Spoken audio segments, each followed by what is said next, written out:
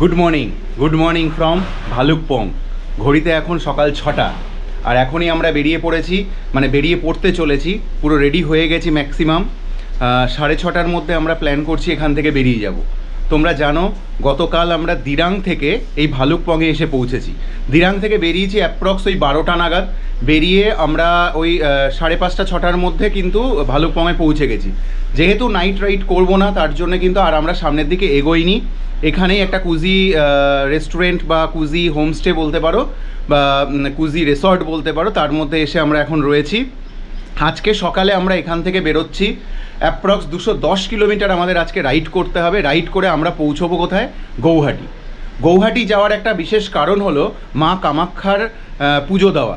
কারণ একটা সতীপীঠের মধ্যে অন্যতম আরেকটি সতীপীঠ হলো কামাখ্যা মন্দির।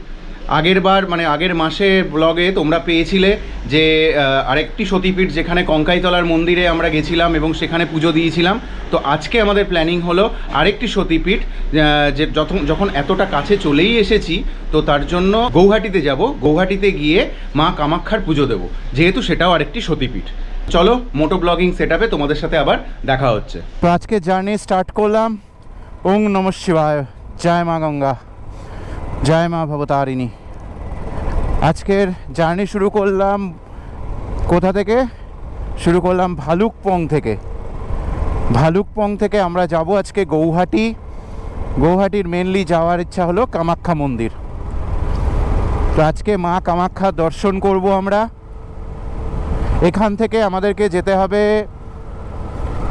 244 কিলোমিটার এখানে দেখাচ্ছে ঠিকই, বাট সেটা হলো একটু ঘুরে রয়েছে। তো আমরা একটা শর্টকাট রুট পেয়েছি যেটাতে 203 কিলোমিটার দেখাচ্ছে। জানি না ওখান থেকে ঠিক হবে কি হবে না। আমরা ওই শর্টকাটে ঢোকার আগে একবার জিজ্ঞাসা করে নেবো যে রাস্তা ঠিক আছে কি নেই। 244 কিলোমিটারের যে ডিস্টেন্সটা দেখাচ্ছে সেটা হলো তেজপুর হয়ে, বাট তেজপুর হয়ে যাওয়া মানে হলো অনেকটা ঘুরে যেতে হবে। সেটা হলো এই হাইওয়ে দিয়েই আমরা যেতে পারবো। তেজপুর হয়ে গেলে 244 কিলোমিটার লাগবে, বাট 203 কিলোমিটার লাগছে, মানে প্রায় 41 কিলোমিটার কম লাগছে ভেতরের রাস্তায়। বাট ওই শর্টকাট রুট নিয়ে আগে অনেকবার পৌঁছেছি, তো তার জন্য এবার আর সেই রিস্কটা নেব না। আমরা ওই শর্টকাট ঢোকার আগে ভালো করে জিজ্ঞাসা করে নিয়ে তারপরেই ওই রাস্তাটায় ঢুকবো, এবং এক্সপেক্টেড সেই রাস্তাটা খুব ন্যারোই হবে। তো সকাল 7টার সময় আমরা স্টার্ট করলাম। 7টা ঠিক 5 মিনিট বাকি ছিল। যাই হোক 7টার সময় স্টার্ট করলাম। হিসেব বলছে 11:30টার মধ্যে গৌহাটি ঢুকে যাব। 11:30 থেকে 12টার মধ্যে। সকালবেলা কিন্তু পুরো কুয়াশায় ভর্তি রয়েছে, চারদিকটা পুরো কুয়াশা রয়েছে। বাঁদিকে একটু জঙ্গল মতন রয়েছে, ডান দিকে রেসিডেন্সিয়াল এরিয়া রয়েছে। আই থিঙ্ক এটা আর্মির রেসিডেন্সিয়াল এরিয়া। যাই হোক, ভালুকপং হলো এমন একটা জায়গা যেখানে কিন্তু পাহাড় এসে শেষ হচ্ছে। ভালুকপংয়ের পরে আর সেরকম পাহাড় কিছু নেই। তো ভালুকপংয়ের পর থেকে কিন্তু সমতল ভূমিতে আমরা মোটামুটি ঢুকে যাচ্ছি। তো তার জন্য এখন কিন্তু স্ট্রেট সমতল ভূমির রাস্তায় কিন্তু আমরা দেখতে পাচ্ছি, সামনে আর কোনো পাহাড় নেই। দ্যাট মিন্স আমরা কিন্তু জেনারেলি বলতে গেলে পাহাড় পেছনে ফেলে আমরা সামনের দিকে এগিয়ে যাচ্ছি, আসামের দিকে। সকালবেলা কিন্তু পুরো কুয়াশায় ভরে রয়েছে চারদিকটা।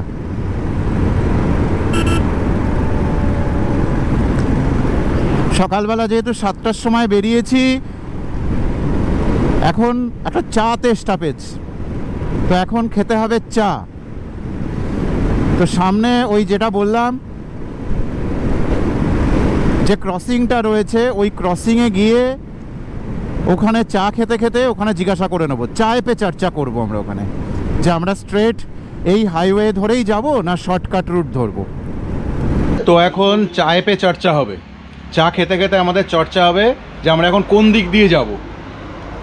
এই হলো 2 কাপ চা। এই যে এই চা খাওয়া হবে, আর এদিকে বিট্টু বিস্কিট খাচ্ছে। বলো বিট্টু, আমাদের প্ল্যানিং কি? আমাদের চর্চার বিষয়বস্তু আজকে প্ল্যানিং ওই তো বালিপাড়া হয়ে যাবো কিনা, এটা ছিল মেন টপিক। মানে বালিপাড়ার রাস্তাটা ভালো হবে কিনা, এটা মেন জিনিস ছিল। হ্যাঁ, গুগল তো আমাদের অনেকবার ঠকিয়েছে। তো কাকার থেকে জানলাম যে এক্স্যাক্টলি বালিপাড়ার রাস্তাটা ভালো, চওড়া রাস্তা হবে। আর এমনি গুগলে এখন দেখছি যে রাস্তাটা পুরো নীল দেখাচ্ছে, মানে হলুদ লাল ফাল কিছু দেখাচ্ছে না। It's okay. তো কাকাই আমাদের সাজেস্ট করলো যে এদিক দিয়ে গেলেই ভালো হবে, হুম মেশাইমারি যে রাস্তাটা রয়েছে ওই রাস্তাটা দিয়ে যাওয়াটাই ঠিক হবে। আদারওয়াইজ তেজপুর হয়ে গেলে আমাদের কিলোমিটারও বাড়তো আর সময়ও লাগতো আর একটু বেশি, এই হলো বিষয়। যত তাড়াতাড়ি পৌঁছাবো তত তাড়াতাড়ি হোটেলে গিয়ে স্নান টান করে আমরা পুজোটা দেবো, ব্যাস। আর সব থেকে বড় ব্যাপার হলো আজকে কিন্তু হোলি, তো ভালোই হবে আজকের দিনটা। আমরা মন্দিরে যাচ্ছি, মন্দিরে গিয়ে পুজো দেব সেই আশায় যাচ্ছি। চলো সামনে গিয়ে আবার দেখা হচ্ছে। তো বালিপাড়ার মেন জায়গাটা মানে মেন সিটির মধ্যে চলে এসেছি। সামনেই রয়েছে রাইট টার্ন, ওই রাইট টার্ন দিয়ে আমাদের ওই মিশামারির যে রাস্তাটা রয়েছে সেই রাস্তাটা দিয়েই যাব। ঢেকিয়াঝুলি হয়ে রাস্তাটা গেছে, তো এবার আমাদেরকে যেতে হবে ডান দিকে।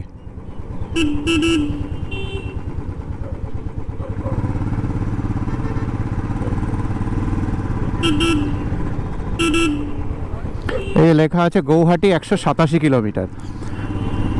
তো আমাদের এখন স্ট্রেট এইভাবে 187 কিলোমিটার আর যেতে হবে। দু সাইডে কিন্তু পুরো চা বাগানে ভর্তি, এদিকটাতেও চা বাগান, মাঝখানে রাস্তা, এদিকটাতেও কিন্তু চা বাগান, পুরো একরের পর একর পুরো চা বাগান কিন্তু দু সাইডে, এবং দেখতেও খুব সুন্দর লাগছে।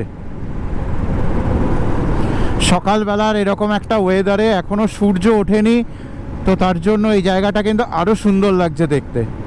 মঙ্গলদইয়ের একটু আগে কোপাটি বলে একটা জায়গায় আমাদের ব্রেকফাস্ট আজকে হলো এই পুরি আর তরকারি, এটা খাবো। তারপরে মঙ্গলদই হয়ে আমরা গৌহাটির দিকে যাব। গৌহাটি থেকে 65 কিলোমিটার আগে হলো মঙ্গলদই, তো এখন সেই মঙ্গলদইতেই রয়েছি।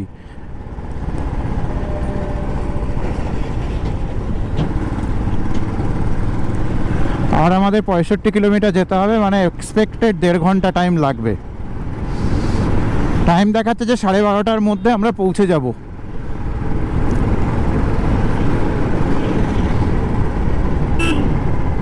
স্টিল আমরা কিন্তু NH-15-এই রয়েছি এবং ওটাই স্ট্রেট আমরা যাচ্ছি। তো বাইহাটা চারিয়ালিতে আমরা এখন রয়েছি। এখান থেকে আর বাঁদিকে যেতে হবে আমাদেরকে 25 কিলোমিটার গৌহাটির জন্য। এই জায়গাটার নাম হলো বাইহাটা চারিয়ালি। তো এইখান থেকে আর 25 কিলোমিটার আমাদের। এই হলো বাইহাটা চারিয়ালির ক্রসিং। এই লেফট টার্নটা আর 25 কিলোমিটার আমাদেরকে যেতে হবে গৌহাটির জন্য। তো তোমরা দেখলে বাইহাটা চারিয়ালি থেকে 15 নম্বর জাতীয় সড়ক থেকে আমরা উঠলাম 27 নম্বর জাতীয় সড়কে। তো এখন আমাদেরকে এই 23-24 কিলোমিটার যেতে হবে এই 27 নম্বর জাতীয় সড়ক দিয়ে এক্সপেক্টেড। সেটা সামনে যদি কোথাও ডাইভারশান থাকে বা অন্য কোনো মোড় দিয়ে অন্য কোনো রাস্তায় যেতে হয় সেটাও আমি জানিয়ে দেব। এই রাস্তাটা বেশ ভালো, নতুন তৈরি হয়েছে। রাস্তাটা না মানে রাস্তাটা পুরনো, বাট টার্ম একটা নতুন করে করেছে বলে গাড়ি চালিয়ে মজা পাওয়া যাচ্ছে। তো এবার সামনে একটা বড় ব্রিজের মধ্যে দিয়ে আমরা যেতে চলেছি। এটা হলো ব্রহ্মপুত্র নদীর ওপরের যে ব্রিজটি। গৌহাটিতে ঢোকার আগে ব্রহ্মপুত্র নদীর ওপরে এই বড় ব্রিজ। এটা অ্যাকচুয়ালি পুরনো ব্রিজ, আর ডান দিকেরটা নতুন বানানো হয়েছে।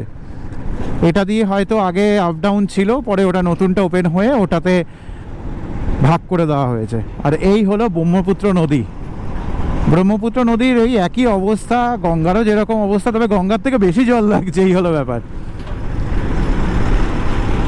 সেই দু সাইডে চর পড়েই রয়েছে, বাট জল ভালোই আছে এখানে। আর এই হলো সেই ব্রিজ।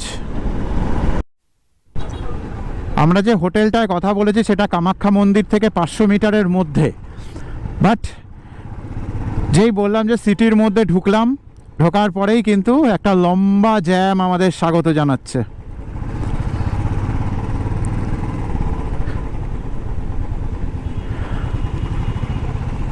বাঁদিকে হলো NCS স্কোয়ার মল। আচ্ছা, এটা একটা বড় মল রয়েছে, আর আমরা জ্যাম ঠেলে ঠেলে এগোচ্ছি সামনের দিকে। আসলে এই বাস স্ট্যান্ডগুলো রয়েছে এবং এই টোটো স্ট্যান্ড ম্যাটাডোর, এগুলো সব অটো, এত কিছু স্ট্যান্ডের জন্যই কিন্তু এখানটা এতটা কনজাস্টেড।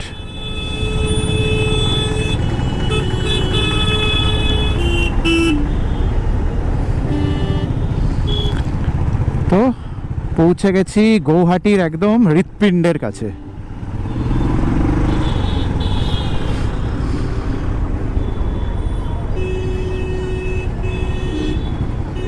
এই যে কি সুন্দর কাকা রাস্তা পার হচ্ছেন।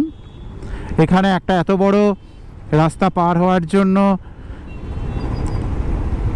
ওভারব্রিজ বানিয়ে দেওয়ার পরেও কাকা এইভাবে রাস্তা পার হচ্ছে। এই হলো গেট, মা কামাখ্যা টেম্পলের গেট। তো ঢুকে গেলাম সতীপুট মা কামাখ্যা মায়ের মন্দিরের খুব কাছে চলে এসেছি। আগে আমরা হোটেলে যাব, ফ্রেশ হব, তারপরে মন্দিরে পুজো দিতে যাব।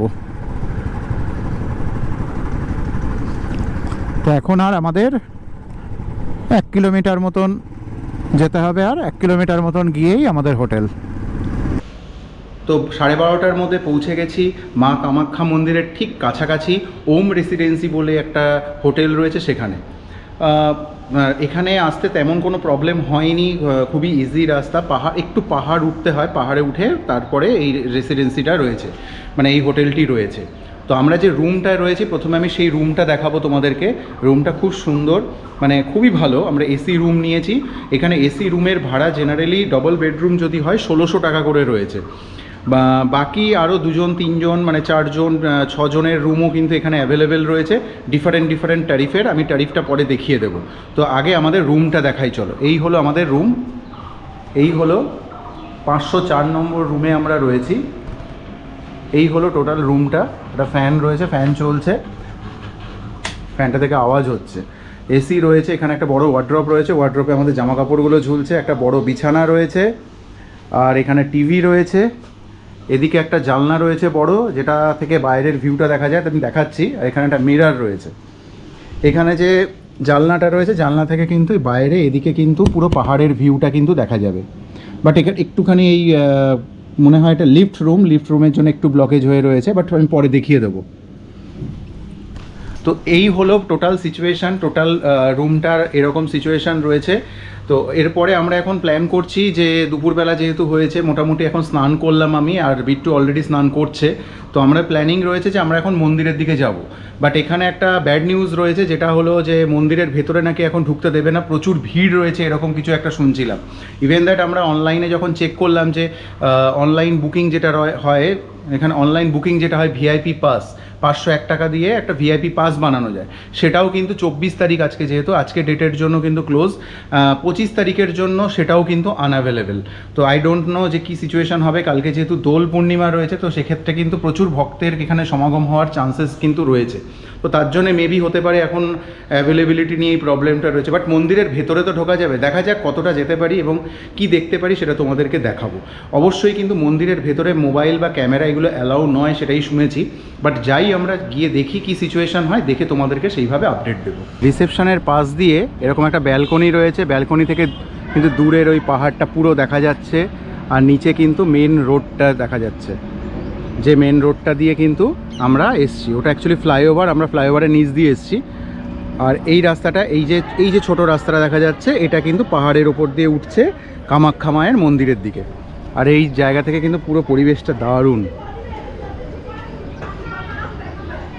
এখানে বসার কিন্তু খুব সুন্দর অ্যারেঞ্জমেন্ট করা রয়েছে।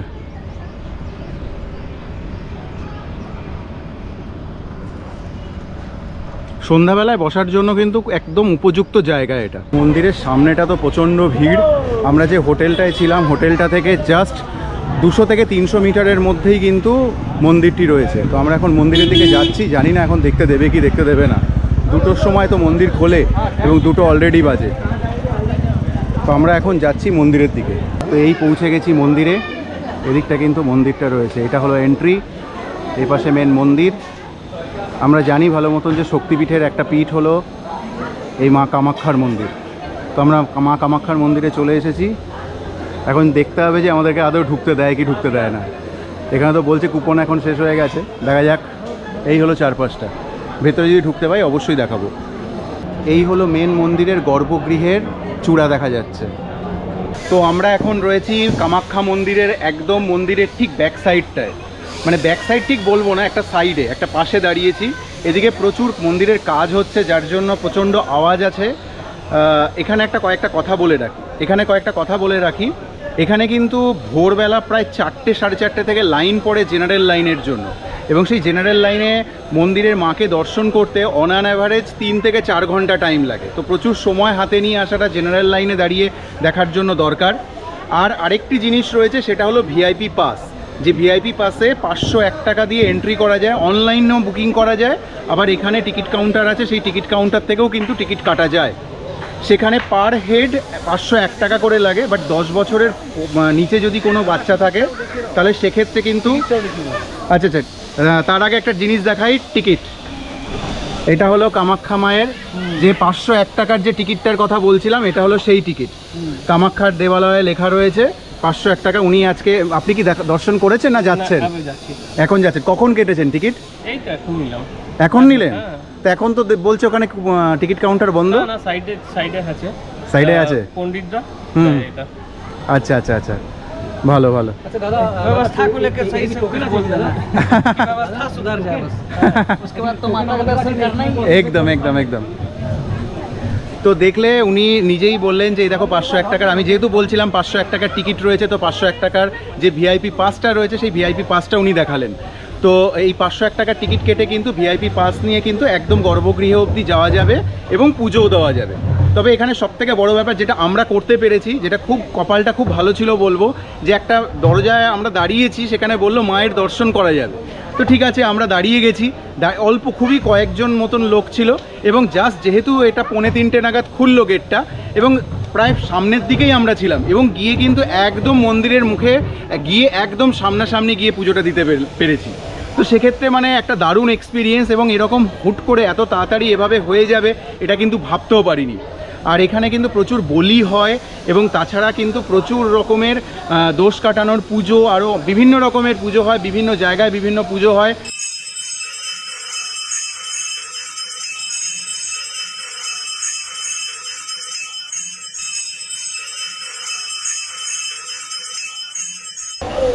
একান্নটা সতীপীঠ বা শক্তিপীঠ আমরা জানি, তার মধ্যে কিন্তু একটি শক্তিপীঠ হলো এই মা কামাখ্যার মন্দির।